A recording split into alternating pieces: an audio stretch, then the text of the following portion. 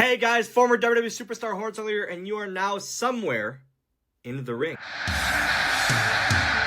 The following podcast is scheduled for one recording with no time limit.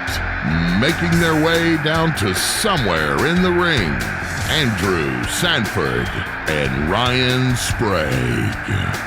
Tell me more about this Ouija board. So, can you talk about that? To an extent, on air. Sure. Yeah. Okay.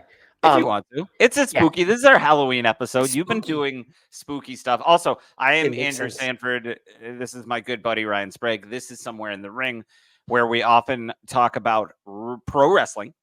The AEW kind, the WWE kind, the I'm not going to say anyone else because oh shoot, I'm all tired. Jim's, You got it. It's Jim's right there, company. Andrew.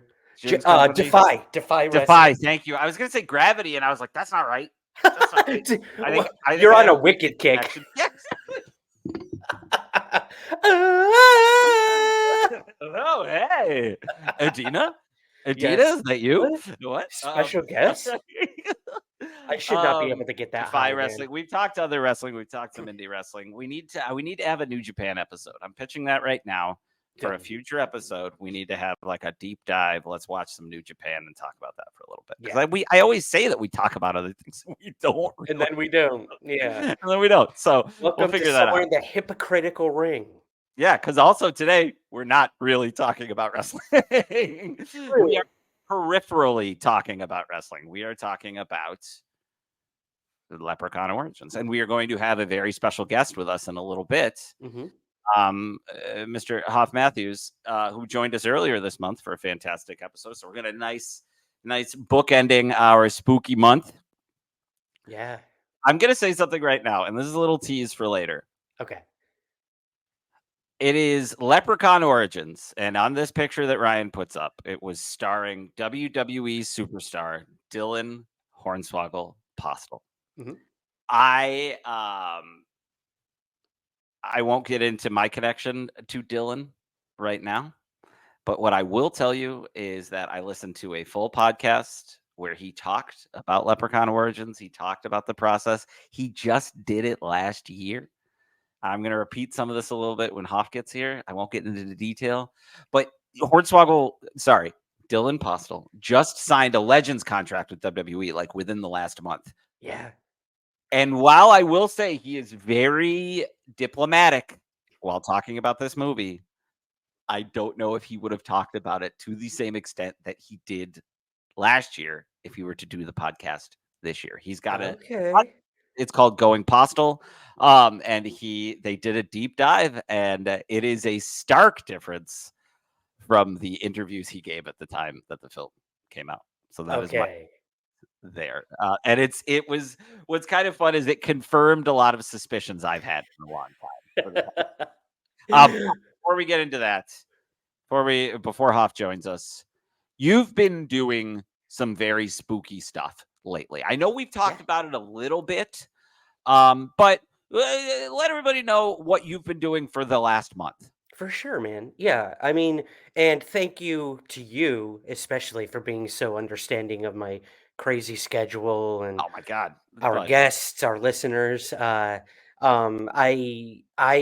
have been doing a ghost hunting show for the past almost 2.5 to 3 years now. That's right. Yeah, it started. Yeah, that's crazy. Isn't that crazy? Time flies. But it's a incredible opportunity, and I'm learning new things every day of how one would actually do a serious paranormal investigation. Like you and I are big fans of like the ghost hunting shows and the Conjuring movies and all that stuff. But when you're actually like doing it, there's a stark reality to it all. Most of it, man, like as I'm sure you would assume, nothing happens. You're like sitting in a dark room for 3-4 hours and nothing happens. But it's like a baseball game. Like we're in the World Series right now. You're kind of just waiting for that one hit or that one whatever triple play. A fan to try to pry a baseball out of Mookie Betts' glove. That too. Oh, don't get me man. started on that. Oh man, I will very quickly say those guys were invited back by the Yankees, and then the MLB stepped in and said, "Absolutely not. They cannot come to Game 5." Especially after that Fat Joe performance, they don't want to take any chances. Just the saying. Yeah, that's fair. Even though, to be fair, I thought both performances were terrible. They were And not. now to do a real segue, whoever was doing the production side of Ice Cube's performance in LA, where there was an echo, for some reason.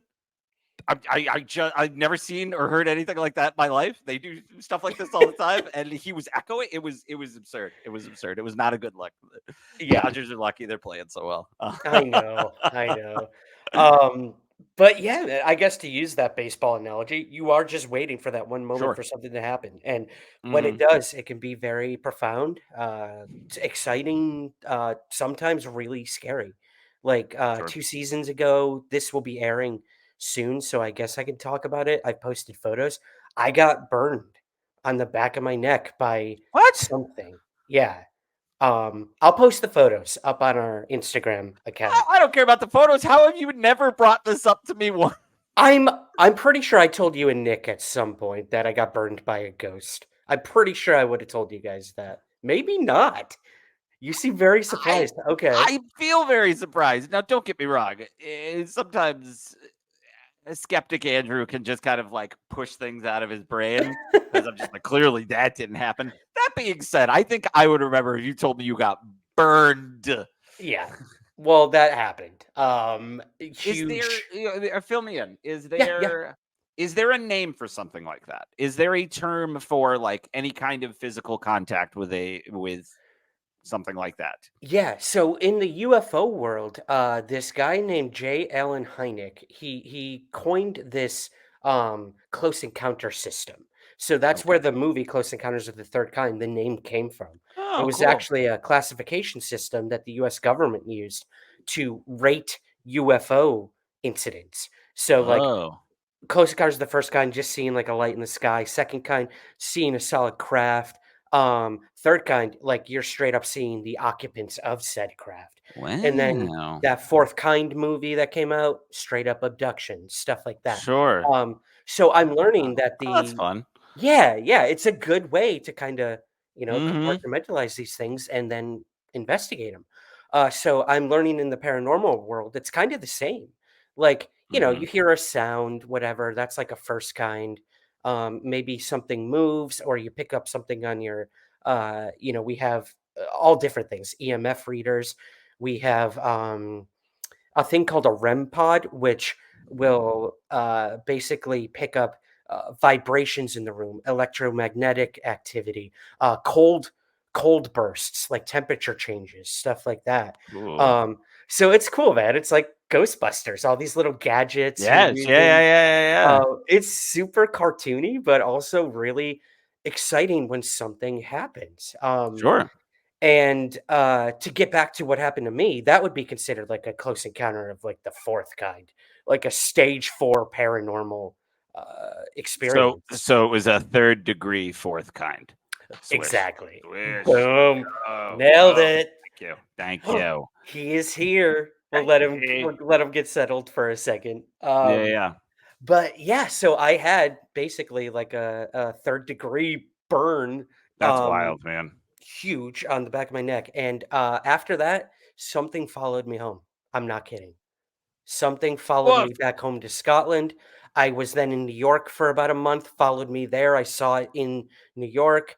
And then when we went back to that location this season of ghost hunting, and I finally put this thing to rest, whatever it was that burned me, like I confronted it, had a good conversation with it, and we left on good terms. It no longer wants to hurt me, I think.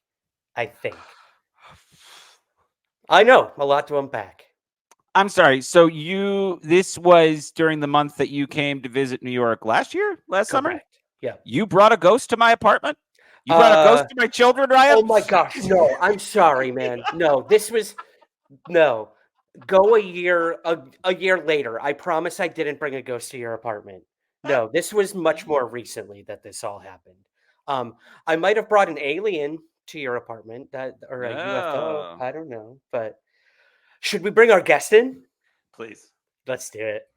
Yeah. He's here, Hoff. Hey. I What's can't up, believe I man? missed that ghost story. You're just gonna have to watch the replay I guess. Hey, that you're literally on right now. Welcome back, man. Yeah. Thank you. So again, Thanks so sorry much, about man. the scheduling issues there. No, Not at no, all. no apologies necessary. Thank you for joining us. We are always happy to see you. Welcome back. Thank you. No luchadors this time, but we did get you to watch. We'll get into it, but we already A movie? did. Would you call it a movie, Andrew? Are we gonna at least give it that? I think I can call it a movie. And a movie that some very talented people worked on, but we'll get into that in a little bit. Hoff, just to remind our friends listening, please tell them a little bit about yourself. Sure. I'm a comedian and video editor. I make like comedy video sketches that I put on the internet. And I also sometimes host this show, Hoff's Horror Fest, which is like a horror movie screening series combined with a comedy variety show. Excellent. How was Wolfman at the Caveat? It was great. Yeah, super fun show. Caveat's a great venue, and yeah, a lot of fun. Yay, rad, man. Can I ask before we get to the movie? Hoff, what do you think of the new Wolfman movie coming out? Did you see the trailer? I did see the trailer. I think it looks cool. It looks like a cool take on the material. Yeah. Okay. I also saw that viral like tweet or whatever with like the guy in the Wolfman costume dancing around at Halloween Horror Nights or whatever it was, which was less encouraging. But the trailer looked cool. Yeah. Yeah. Yeah, it's one of those weird things where it's been a while since we've seen something get like, and that may not be the way it looks. I don't think they ever like confirmed that 100%, but it was like, oh, maybe the movie was originally due to come out in like September or something like that this year. And it got, because I think it's coming out in like January. It's got one of those weird winter release dates. That's never good. Yeah, well, but it's also, I feel like the marketing just didn't think like, oh, well, the design of the creature is going to be out in the wild before the movie comes out. And that used to happen a lot more regularly. Maybe it was going to come out earlier, and then they saw the response to the Wolfman costume, and they're doing that thing like that the Sonic movie did, where they gave Sonic teeth or took his teeth away or whichever one it was. They're like retooling the wolf in post-production. Yeah, I think you're right on that. It's definitely a way to market. Yeah, well, it was a little surprising too because they are reclaiming or repurposing their Dark Universe moniker next year in a way that I think is actually really awesome, which is they're just kind of converting their park into having like this Dark Universe section. And it does look like while they are advancing certain things and changing some characters, a lot of the ways that the characters feel very similar to their early 1900s interpretations. And this new one does not look the same. So I'm kind of interested if they're just like leaving each other alone entirely and they're like, look, this is going to be this is going to be that, or very DC. Yeah, very DC. Maybe. Yeah, sure. I will say, I mean, you really can't reuse the design of the 1941 Wolfman because it hasn't aged that well. Like some of those old Universal monsters, like you look at the Boris Karloff Frankenstein from the original movie, like it's still pretty good. Like the makeup and everything is still kind of scary, but the Wolfman, no disrespect to Jack Pierce, but it looks kind of like a teddy bear or something. We've had much bigger advances in Wolfman technology since then. Yeah. Wolfman technology. I love that. Speaking of iconic creature designs, we are here. We are here to talk about Leprechaun Origins.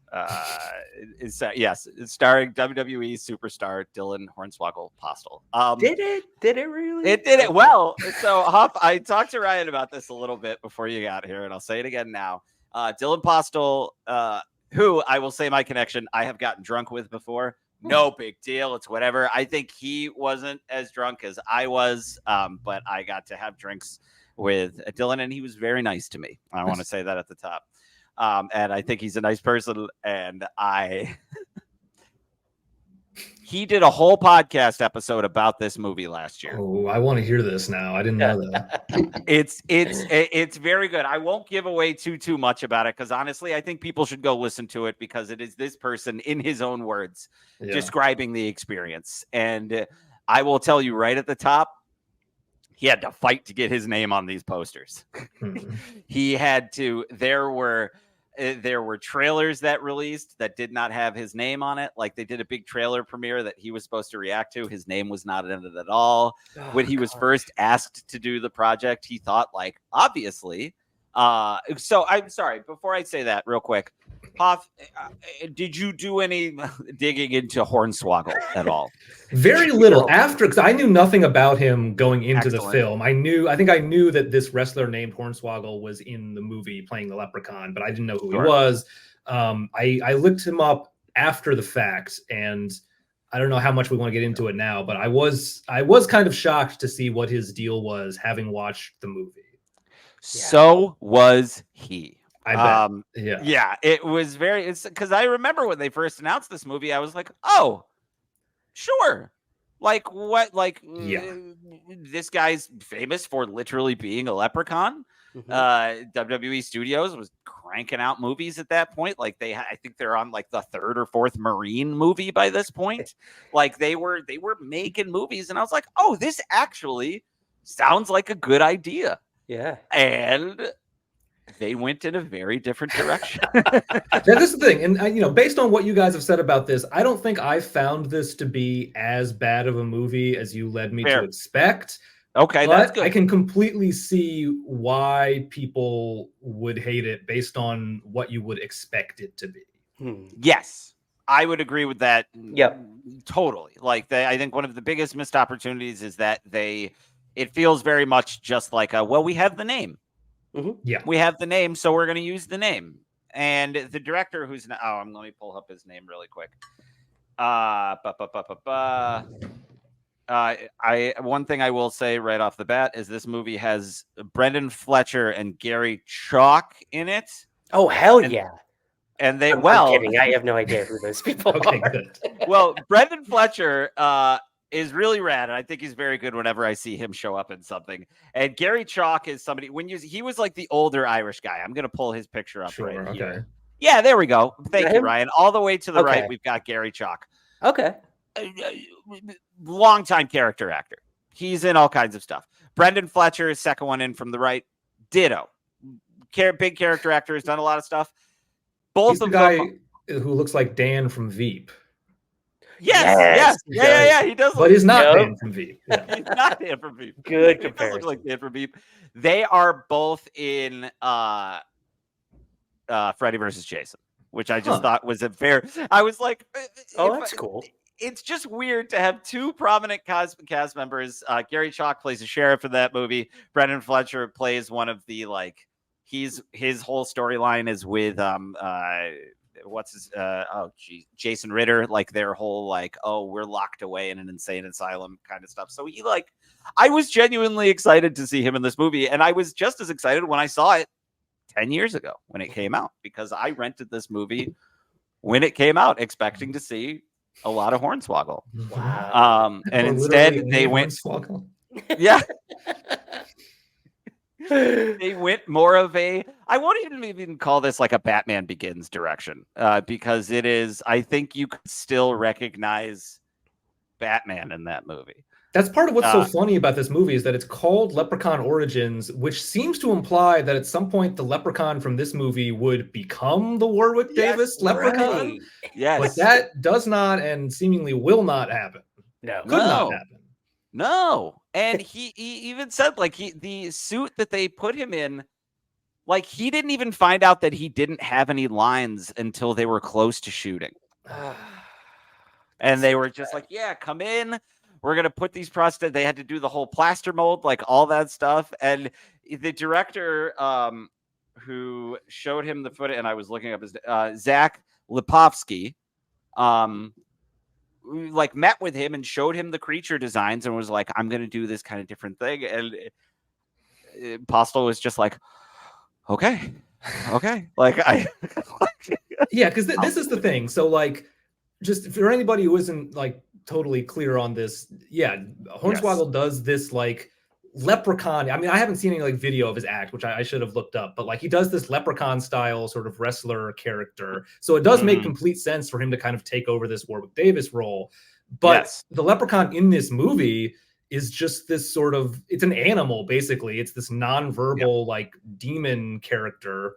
I felt so bad for this guy because I was in a friend's short film like a year ago or so playing a ghost. So I had to wear this like, I think semi-professional rubber like zombie mask the whole time. And that was so uncomfortable and like so like constrictive and everything. To have to be in a suit like this for a whole movie shoot for the purpose of totally anonymizing you and making it like impossible to tell that you're even in the movie.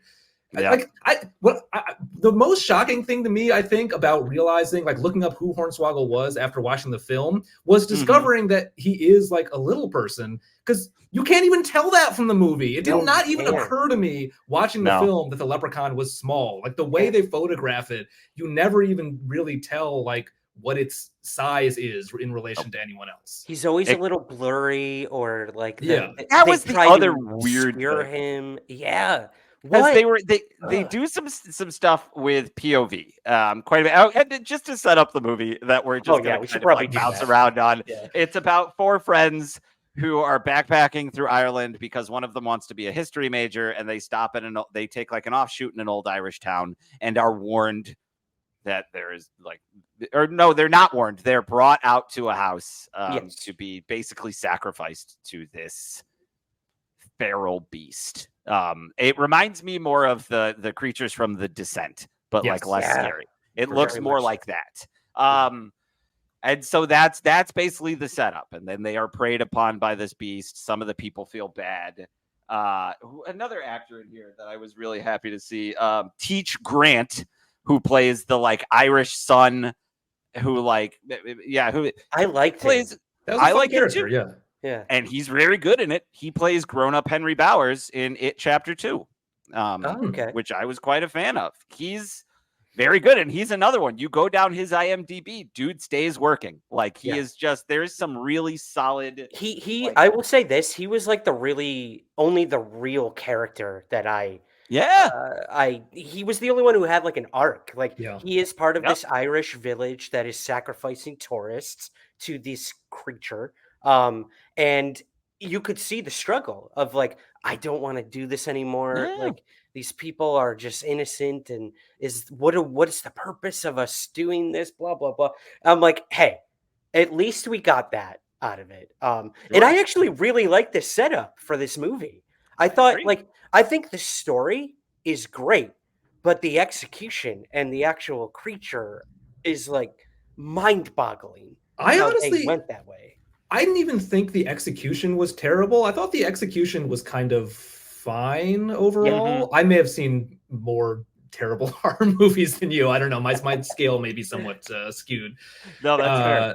It's just so not. I mean, it's a waste of the marquee star, and it's just so not what any of the other Leprechaun movies were at all. No. Good point, Hoff. We should bring that up. Like, the Leprechaun franchise is beloved, hated, but I think it's beloved because of how corny and cheesy it is. And intentionally. I mean, especially in the sequels, it's just legit like a really funny, fun series.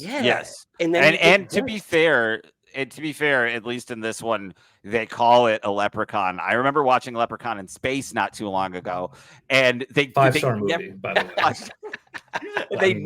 they never say the word leprechaun at any point in that movie, not once. But to be fair, what's even more jarring about this is that franchise. I remember thinking at one point, like, oh, maybe they slow play things in the first movie. Like maybe in the Jennifer.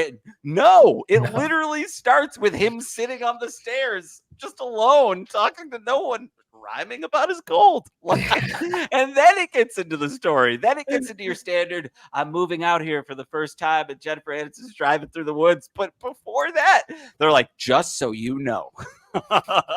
This is very much about a talking leprechaun.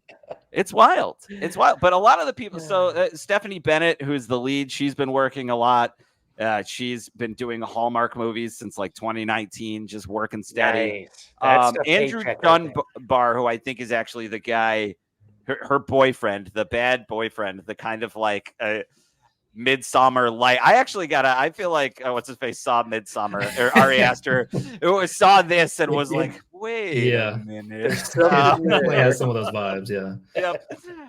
And then Melissa Roxburgh was in Manifest, and she's got like a new show coming out, Star Trek Beyond. Like all these people, very talented people worked on this movie, including the director, who has one of my more favorite recent Hollywood stories, because he will be co-directing the new Final Destination movie.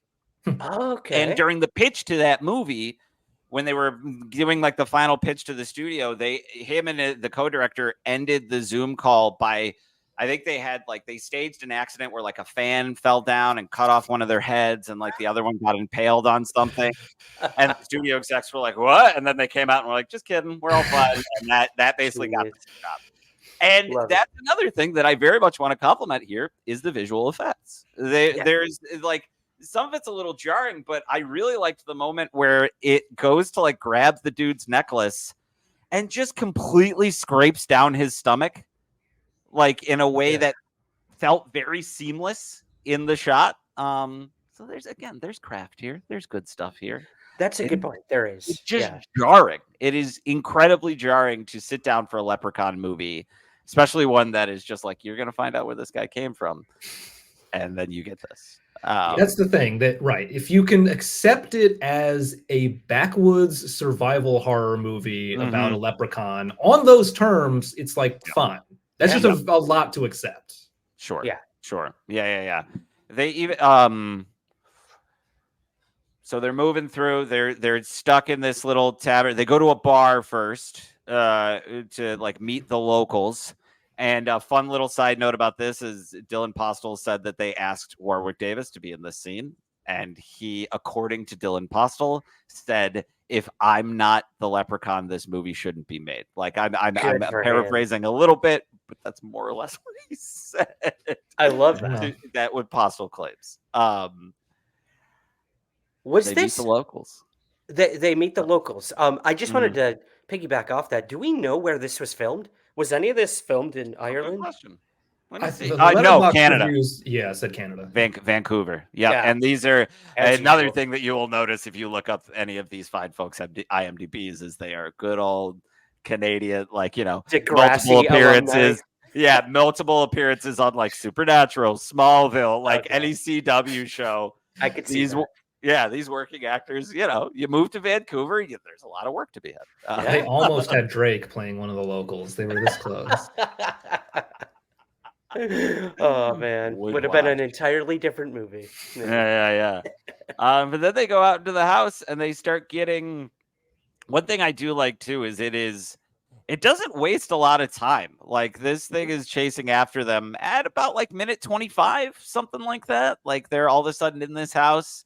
Things are getting spooky, and then they're forced back into the house. That being said, it has one of my favorite lines of dialogue, which is they can't get out, and he's like, "What? He didn't give you a key? That doesn't make any sense." And they just move on. And every now and then, I like that in the movie where they're just like, "Yeah, it doesn't make sense," but like, neither does a leprechaun. Like, so we're just gonna move on.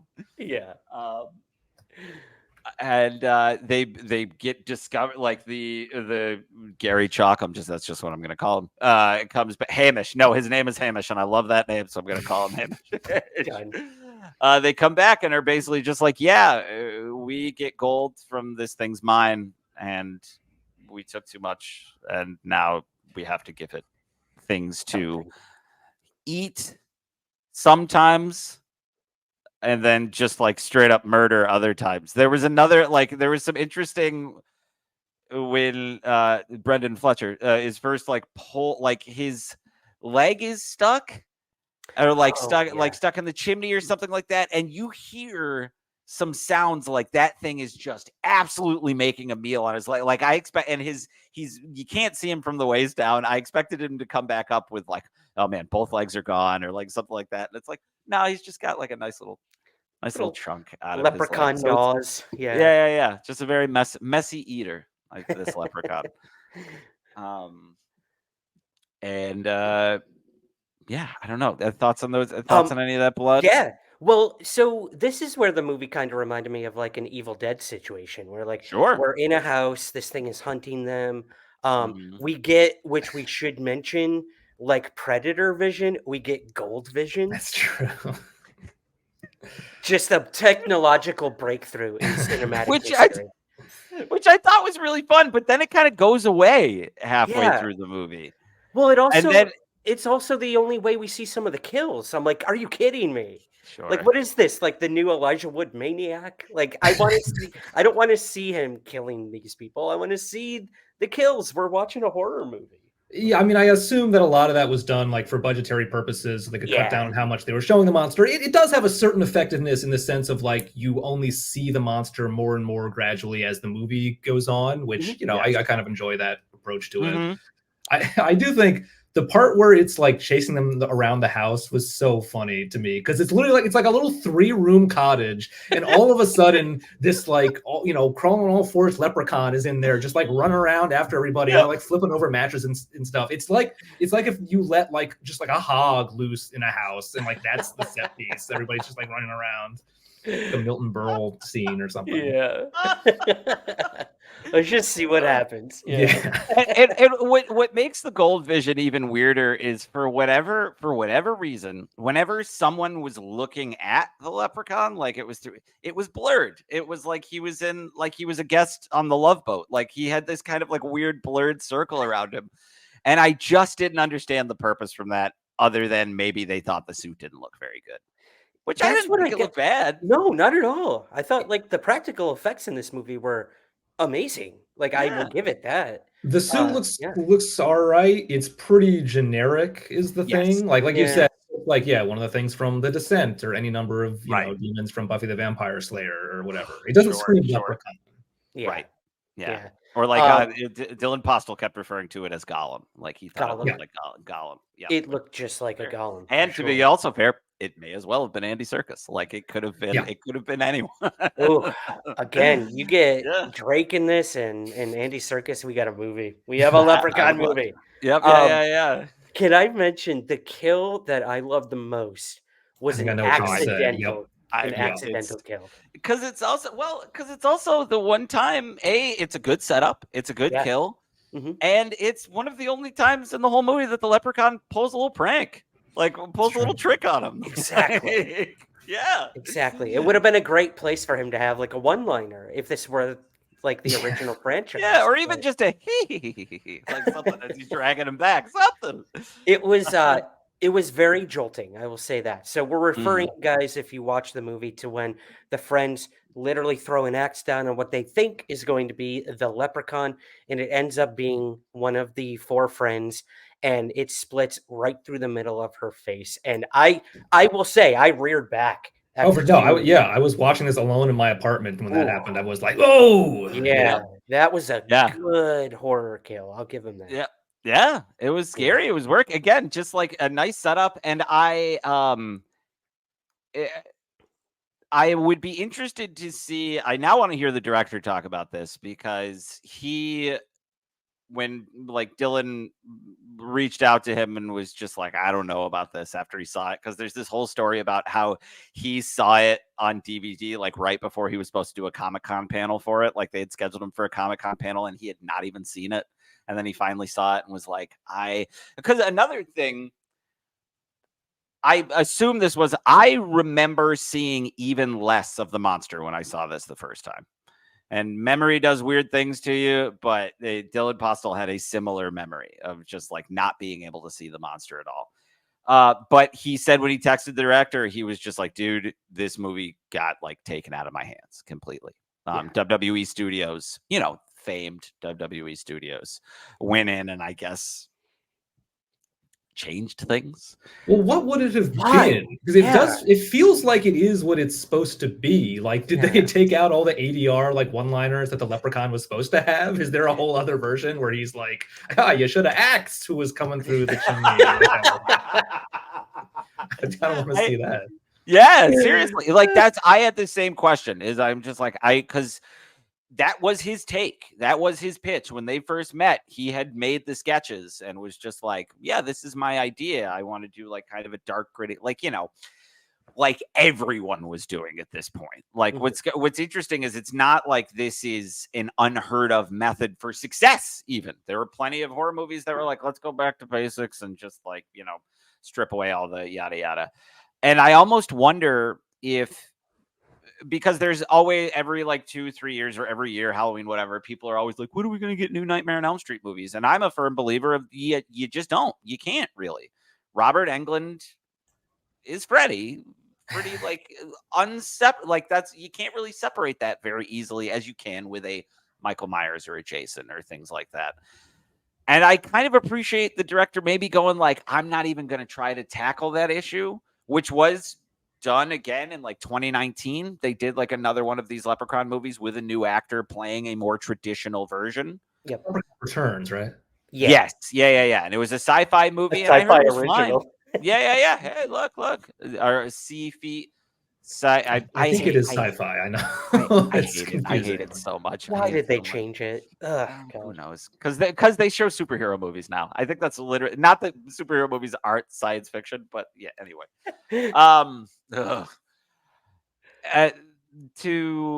I feel like the director just kind of went, I'm not going to bother with that problem. If we are going to do this movie, I am just going to not even give people a chance to ask why Warwick Davis isn't in it, because we're doing this. But then when you cast Dylan Postl, and I'm sure that was like WWE Studios doing, they're like, no, you have to put our Leprechaun in your Leprechaun movie that we're making. Funding this, yeah. Yes, yeah. It just doesn't make a lot of sense. That's the problem. It feels like two completely different approaches to how you would reboot the Leprechaun franchise. Yeah. Like make him the Hamish character or something. Like make him like I can almost understand like wanting to have that kind of bit of like legacy in there or like connective tissue, but if you're gonna do that, there needs to be more of a deliberate choice. And this just felt mean. It's mean. We've all worked on movies. We've all been like done long shoots. It's like you were saying, Huff, like having to wear all this stuff. It's tough. It took him 3 hours to get into this. I think he said eventually they got it down to like an hour and a half, but then they also couldn't, like he could never really break for lunch when they were shooting because feed him like, through a straw. Yeah. Yes. Yeah. At one point they were just like, hey, we have to fire a gun around you. Do you mind if we put earplugs in? And he's just like, how? The suit's on. We already got in it. And they were like, oh, jeepers. I'm like, good point. Yeah, it's just wild there. And I think he goes back and forth between saying 15 days and 3 weeks, but they also shot this very quickly. Yeah. They gave them almost no time to shoot it. So yeah, like I think also when you count all that stuff, it's amazing the movie isn't significantly worse. Very true. Yeah, I good looking stuff in here. I know I'll keep circling back to what Hoff said. Like I actually thought this was a good backwoods hunt down everyone one by one movie. Like it was paint by number, but I thought it looked slick. Like it had some good things going for it, but I guess to kind of fast forward, like, yeah, they're all kind of getting picked off one by one. You have this subplot of like the whole town. I liked that aspect too. I love when like the whole town is in on something that the outsiders don't know about, a la like Hostel or sort of something like that. Or Texas Chainsaw. I mean, it's a completely the Texas Chainsaw thing. Yeah. I mean, well, it's not like Hostel. It's just they do that exact thing where like they think they're getting rescued because they get picked up by, a townsperson, and then it turns out that they're in on it. Yep. I love that because that makes you feel like you're the outsider and you're like, oh my God, what would I do if I was put in that situation of being hunted by a golem? And a leprechaun. And Swish. Yeah. Second kill. I love it. Second kill. You don't care whose toes you step on. No, I do not. I wanted to mention the second kill, the Mortal Kombat one. I thought that was pretty gnarly too, where they ripped the guy's spine right out of the back of him. The leprechaun. That looked great. Looked great. It was real visceral and real gross. I also liked the pulling the tongue ring out. Oof, I thought looked good, especially because And I don't know if it was because of the costume, because again, one of the things he talked about, he's like, that thing has normal sized arms. I do not have long arms like that. Interesting. And actually, and now I will. This will encourage people to go listen to it again. I believe something he said is that it's not his hand doing that, even though he wanted to. No, or maybe it's the head getting cut off. There's some big stunt where he's like, okay, at least I can like do this. And they were like, no, we actually have another little person who's going to do this stunt for you. Poor guy. He's such a trooper. And his co-host brings up immediately, he's like, you take bumps for a living. You're basically a stuntman. Like, what are they talking about? Oh my God. Yeah, it is worth listening to that podcast. And it's also nice to hear how like he is still very grateful in it, and there's stuff about there's stuff about the experience that he really likes and is thankful for. So cool. Yeah, exactly. He's a part of horror history. Like, I would have never heard of the guy if I hadn't, watched this movie. Yeah, exactly. And there is that good crossover appeal. I like, they're just so Hoff. One of the things that we talked about on the last episode, or our main thrust of the episode, was that Chucky has a 20+ year history with professional wrestling. It accounts to like 3 appearances. But he appeared on Monday Night Nitro in 1998 to promote Bride of Chucky. And then he has been on NXT, which is their Tuesday night show, 2 separate times to promote the new TV show. And then I don't know if you've watched it at all, but he has a wrestler on the show at one point. Okay, I have not watched the show, no. Yeah, fair I've heard it's good. It's great. I really enjoy it. Really, really good. It's a bummer it got canceled. But just imagine you're doing a Monday Night Raw, and you're trying to promote this Leprechaun movie, and you've got a Leprechaun wrestler who gets to be like a little mischievous weirdo on a Monday Night Raw to promote the movie. Like, they didn't do anything like that. I mean, they kind of couldn't because of the kind of Leprechaun that he was playing. But it was see, like, they're at an actual wrestling match, like, ladies and gentlemen, Dylan Postl, and that thing comes out. Like what's happening? What's even wilder is I'm if anything, I'm surprised that didn't happen, because they have done more absurd things on wrestling. During lockdown, at one point when they were performing to no audiences, there was a whole segment where a wrestler gets cursed and spits like black gunk starts coming out of his mouth. That was from 2 years ago. Maybe 3. So they are no strangers to that kind of stuff. But yeah, it's just one of those. The Boogeyman. Eats worms. There's a wrestler called the Boogeyman who is missing several teeth, who will eat worms in the middle of the ring. That's the whole thing. Again, that happened. He's been on recently. So it's like, they're not shying away from that stuff. And it's so funny to me that it just feels like an afterthought. He feels like an afterthought in this movie.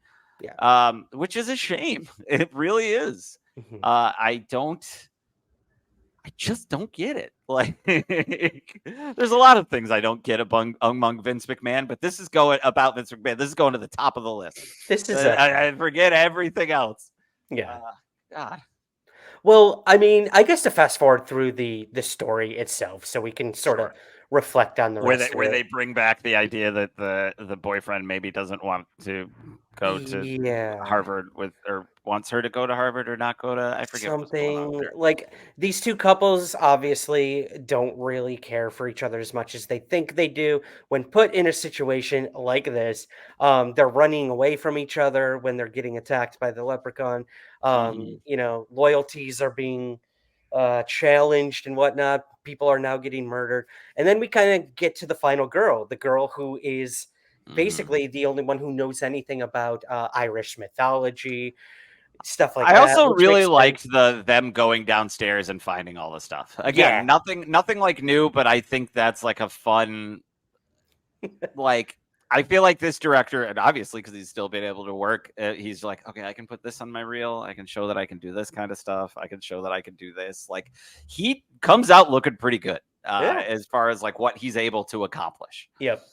Like, here's all you need to know about this creature and why it's here and what it's doing. It just so happens to be in the basement of the place you're staying in. Here you go. Like, it's like horror 101. I love it. So then she's kind of left to try to survive. And we should mention there was like a cold open of the movie where a couple Oh yes. are running from something. We don't see it. They're getting dragged around in Ireland, and there's this like monolith with all these strange symbols. And a guy is out there like going through with a machete, and he leaves the machete there and then gets dragged away by what we learn is the leprechaun. And they die. Another This couple die in the beginning. A really cool shot, and I don't know why it wasn't in gold vision, but probably because it looked good, is the leprechaun is like dragging, I think it's her at the beginning, or it might be one of the people later, but it's like POV of her getting dragged, like the camera is resting at her feet, and she's just getting whipped along and like dragging. It looks, I was like, oh, that's probably fun to shoot. Like I feel like that was like the first time this director was like, what's a GoPro? Yeah. Oh, I want to try that. Let's put that. Let's throw that in here. Yeah. But to say this cold open, the only reason I bring it up is it sort of bookends how the movie ends. She finds her way to this monolith where the leprechaun is not allowed to go past this village, and lo and behold, the machete that the guy left in the beginning is still there, and she gets the machete, and that's kind of how our movie concludes. Andrew, you want to take it from there? Did it seem real easy to kill that leprechaun to Little anybody? Little bit. That's probably the one thing where I was just like, I mean, you got shotguns. Like this whole town is afraid of these things, and like the big spoiler is that there's more of them. At the end, that's kind of teased with like the shadows and like that you're hearing monsters. At least I believe that's the implication, right? That's what I took. I guess. Yeah. I liked it. It's either that or like, oh, it's actually not dead, like its head grew back or something. I don't know. Yeah. But it did kind of. She's able to chop its head off so easily and cleanly that I was just like, how's the town not been able to do this at all ever? It does feel like that Onion article where they're like, in retrospect, we resorted to cannibalism too early. Then we got stuck on an elevator and started eating people after a half hour. Like, now that I think about it, there was another way we could have dealt with this situation. Yeah. Because it's easy. They imply it's been going on for centuries. Like it's not like. So yeah, I thought that was odd. However, great head chop. Like it looks great, and you've got that kind of weird mix of like blood and pus that I'm always a fan of when you kill something like that. Like you say that all the time. Yeah, I have several T-shirts all mocked up. Give me blood and pus. It reminded me of the end of the first Friday the 13th. Yeah, which was pretty cool. If that was the intention, kudos. I don't think it was, but yeah, I bet it was. I think, and I'm saying this as a compliment. Especially having heard what the production was like, what getting into it is like, past stories about WWE studios and how difficult they can be. I bet this guy was just like, look, we have to get out here. I've got like no time. Here are horror movies that I like, that I have good moments in them. And we're just kind of just hit those beats. Yeah. So we have a movie when we get out of here, and it'll be easy enough to shoot, and then we'll be good to go. So I would almost guarantee that was intentional. We also get the, she says, F you Lucky Charms, which is a callback to the first film.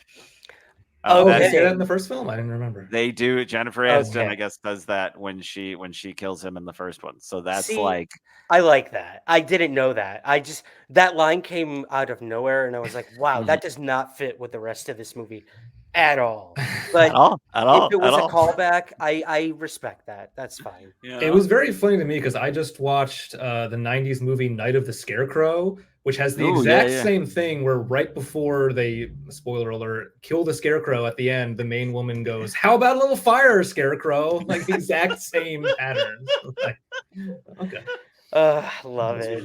Oh man, theater kids gotta get in like a Wizard of Oz burn before they tap out. I do assume they don't have the intellectual property rights to Lucky Charms. Like they were just sort of skating by on the hope that no one would file a lawsuit there.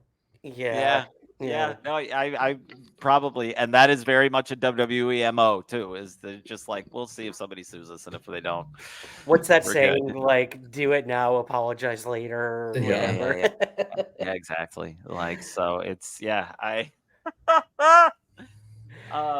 It was a movie. Yeah, it was a movie. And again, I think I am being hard on it because of my history with it. I am excited. I am glad to hear that it wasn't a slog. That makes me happy because I didn't have a slog watching it. Go like, you know what I mean? Yeah, it's 90 minutes. Like, and which we should note, 12 of those minutes are the closing credits. Yeah, that's just so everyone's clear.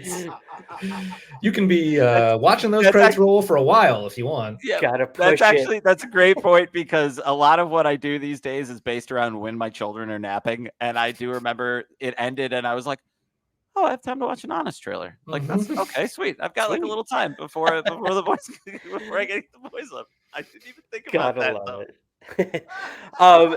But you missed the post-credits gag where the Tooth Fairy comes in and recruits the Leprechaun to join the assemble, baby.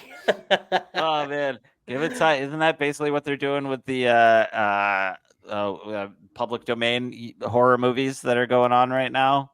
Yeah, it's very like Mickey or like Pooh, Winnie the Pooh, and all those. Yeah, they're all gonna get together and. Well, friend of the show, David Howard Thornton, who plays Art the Clown in Terrifier, will be playing Steamboat Willie in that horror movie. Isn't he playing the Grinch too? Isn't he the Grinch in the? Probably. That would make sense. The dude is working. Hot right now. Yeah. Can I share something, Andrew? What are you known for? Oh, Art the Clown and Steamboat Willie. That's just that's a fun. Yes, right. Yes, that's right. You said you had something to play for. Yeah, as we wrap up, because I know you guys got stuff to do. I know you have spoken to Dylan Postl. Yes.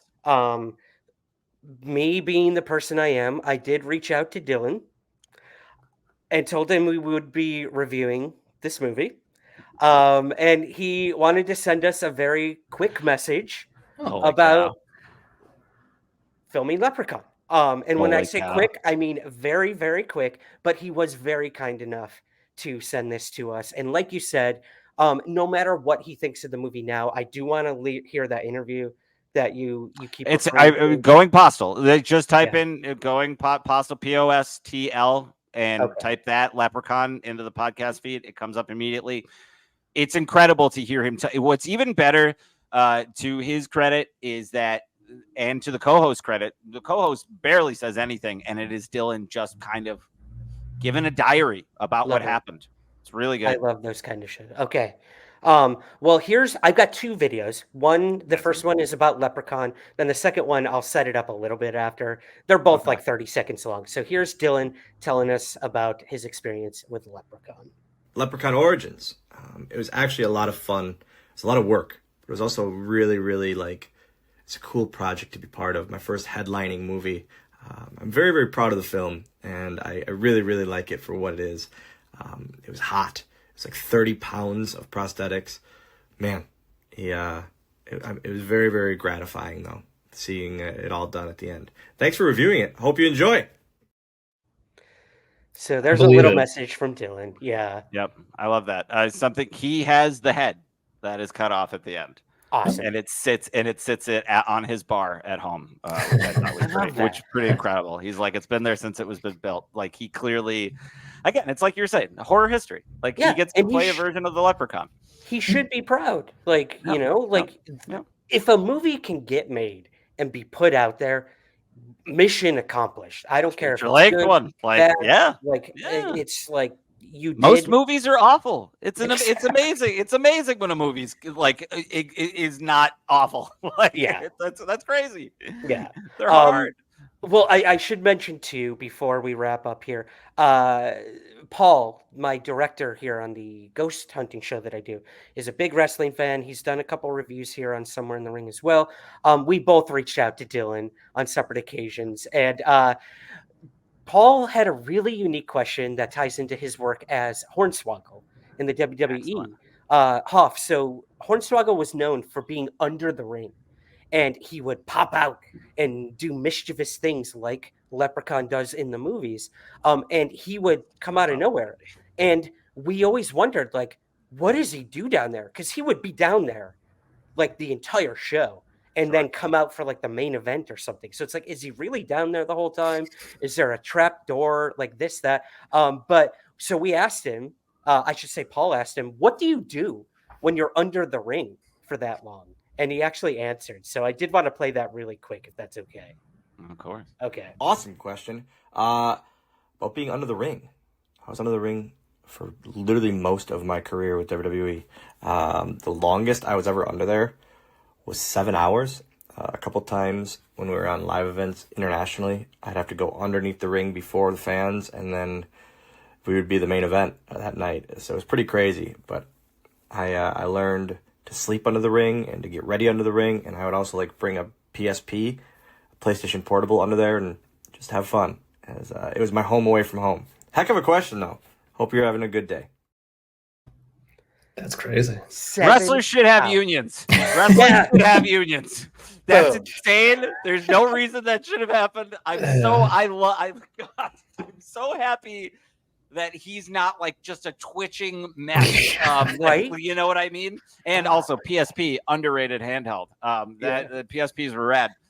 That should not have been the case, though. He should not have. 7 hours, right? 7 I couldn't hours. believe that. That's insane. Like this guy, whether it's in a movie or in WWE, he gives it his all. He's dedicated to the craft, and I just thank you, Dylan. If you happen to be watching thank you for your service to both industries, and that's a lot to do somewhere under the ring for that long. So boom, I had to. Just like that's like Amazon truck driver levels of abuse. I feel like a different pay scale, obviously, but good Lord, yeah. What if you had to pee? I'm sure they had a bucket. I was gonna say, I hope they had some sort of system. Yeah, there's something. What did he do when he was in the Gollum costume for 8 hours? Yeah, touche. Good point. What, man? Oh. All right, well, that's Leprechaun Origins. I didn't like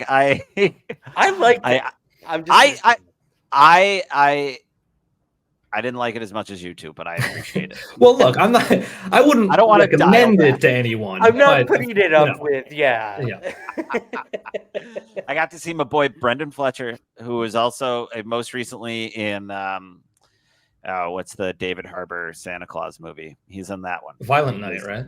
Thank you. Yes, he plays a henchman in that one, whose name is Krampus, but I don't remember any reference aside from that. I think he's just mean, I guess. But he's rad. There's rad people in this movie. Rad people made this movie, and props to Dylan Postl. I think it's pretty cool. Absolutely. And hey, look, we're talking about it.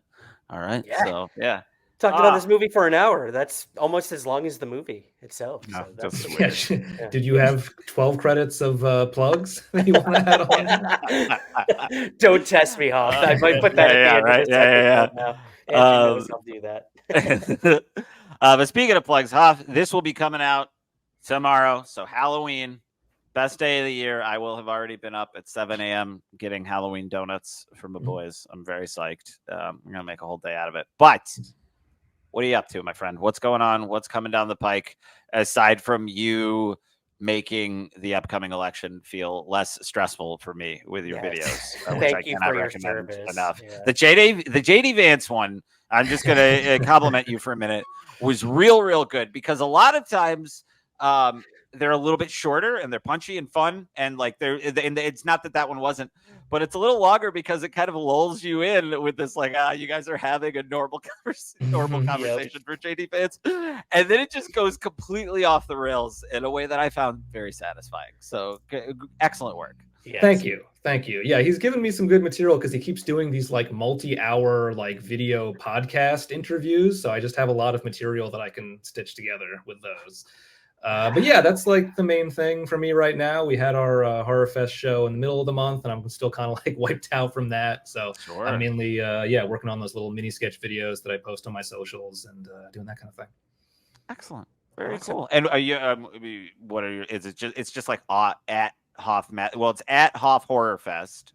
Right, there's an at Hoff's Horror Fest Instagram account, but I'm mainly on at Hoff Matthews accounts. On TikTok, it's at Hoff Matthews 316, but the rest of them are mostly just at Hoff Matthews. Excellent. So for our wrestling fans, it's at Hoff Matthews 316. like for a little Stone Cold action. I guess there. so. Yeah. Yeah, good wish. job. Love that. See, just it all comes together. Yeah. I will not pass up those connections like WWE did when they made this film. Taking a stand. Ryan, what are you doing? Oh, thanks, buddy. Well, yes, this will be out tomorrow morning on Halloween. So if you happen to randomly be in Nova Scotia, I have wrapped filming on season 13 of Haunted, but I am doing a special event Halloween night at the Lunenburg Academy in Lunenburg, Nova Scotia, where Cool. my director Paul and I will be teaching kids and parents how to ghost hunt, like how we use our equipment. We're going to be showing exclusive clips from the upcoming season of the show, some of our most dramatic things that happened, and fun things, scary things. And we'll be handing out candy and just teaching people at the Lunenburg Academy and the community how to look and hopefully become friends with ghosts rather than enemies. So not get burned. Exactly. Yeah, a lot to, exactly. Ryan had a fourth kind. Nailed it. Yeah, there, I got it. So that's what I'll be doing Halloween night. But other than that, I'm heading back to Scotland the following day, back to the grind on the UFO podcast, and doing Somewhere in the Ring. We will have a special review of Crown Jewel. Someone's got to do it, I guess, and I drew the short straw. Not this guy. Yep. Yeah. I will be doing that as well. But that's what I'm up to, Andrew. How about you? Excellent. Look, Sanford Minus Son on Letterboxd. I don't promote my Letterboxd enough, but I like Letterboxd. Get it out there. Letterboxd is a nice, calming social media for me. And as always, you can watch Pay the Tithe, my short horror film. It's a spooky day today. Go watch that over on Vimeo, and some other stuff, fun stuff coming down the pipeline. So as always, go to Somewhere in the Ring on your socials. Patreon.com/Somewhere in the Ring. We're out there. We got more episodes coming up. We've got some really special, fun guests coming up in the next few weeks. So, we've had just like a string of great guests. Hoff kicked off the beginning of the month, and then we've had wonderful guests since then, and now Hoff's back to continue that trend. And then we're just going to keep it going because we like talking to nice people. Absolutely. Yeah. So happy Halloween, everyone. Yes. And Hoff, if you could do me a favor, you may remember this from the last time. We have our guests ring a bell to send us home, whatever that means to you. Ding, ding, ding. Love it. Excellent. Perfect. Thanks, bud. Happy Halloween. Get me gold. And such. Nope, we're not going to say that here. Yes, we are. Oh, you just gave me. This has been a production of Lionsgate Sound. Please rate, review, and subscribe wherever possible. Thank you for listening.